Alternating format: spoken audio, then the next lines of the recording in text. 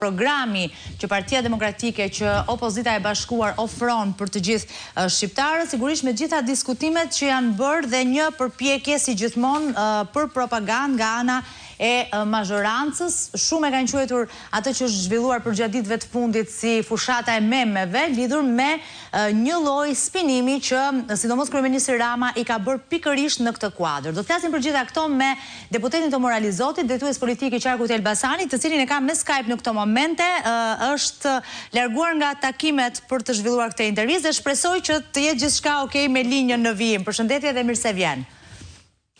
Ju përshëndes. Zoti Elizoti, duke u ndalur pikërisht tek ky aspekt që un kapa, pra motorët duket që janë ndezur plotësisht për sa i përket fushatës elektorale, kur i referohemi sidomos opozitës, Partisë Demokratike.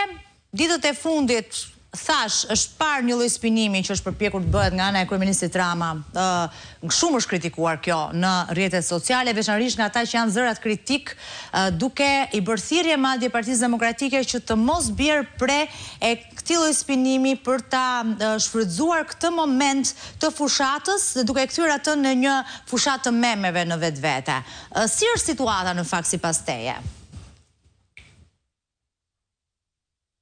Situata është që Shqipëria është në një situatë të tmerrshme ekonomike, politike, kriminale me të gjitha bashkë, kështu që më besoni nuk ka kryeministër, këtë e kam bindje, në botë, që të bëj një fushat apo çdo drejtues në këtë rregull toksor, dhe të bëj këto gomarliqe. Pra të bësh fushat elektorale, dhe mos kesh një plan për ekonominë, një plan për stabilitetin e vendit, për kombin tënd, për gjeopolitikën, për dinamikën që po ndodh sot në botë gjeopolitik, në vendin ku ndodhemi në Ballkan, mos kesh një plan për Kosovën e për shumë tjera, po të pëllasësh në këto TikTokera, video, audio që janë nëpërmjet telefonave, kjo është në një nivel psikiatrie që nuk ka qenë asnjëherë në Shqipëri.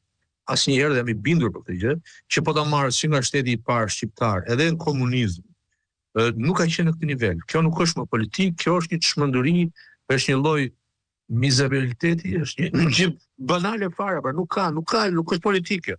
Kjo është dy të çmendur kanë gjetur njëri tjetrin, edhe pëllasin, ulërasin nëpër telefona, gjëra banale, biseda pa mesazh, pa asgjë, dhe është gjë e mirë.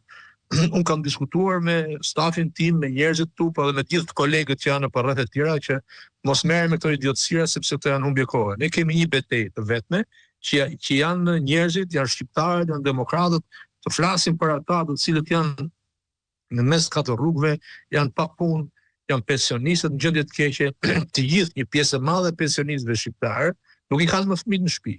Elbasan, në qarkun e Elbasanit, po kudo në Shqipëri. Janë vetëm, po plaken vetëm, pa fëmijët e tyre. Shqipëria është një vend me probleme serioze, është një komb drejt zhbërjes, është një popull i cili gjysmat e njerëzve i ka jashtë dhe gjysmat jetojnë në Shqipëri, ose më shumë se gjysmat. Kështu që ka moment për këto kargjezliqe në një niveli minoren fare. Është për ta keq që ka degraduar në këtë pikë, sepse kryeministri aktual është njëri mediatik, pra as medias është kjo. Është njëri i vulgur, dhe këtë gjë e ka bërë institucionale nëpërmjet teknikës, medias që nuk ka asnjë lloj sensi politikës, s'është më politikë. Kjo është për të ilaçet dhe për të veshur atë këmishën e forcës, të bësh në një gjilpër, një injeksion. Kam shpjegim tjetër që tani ka gjetur edhe një të marrë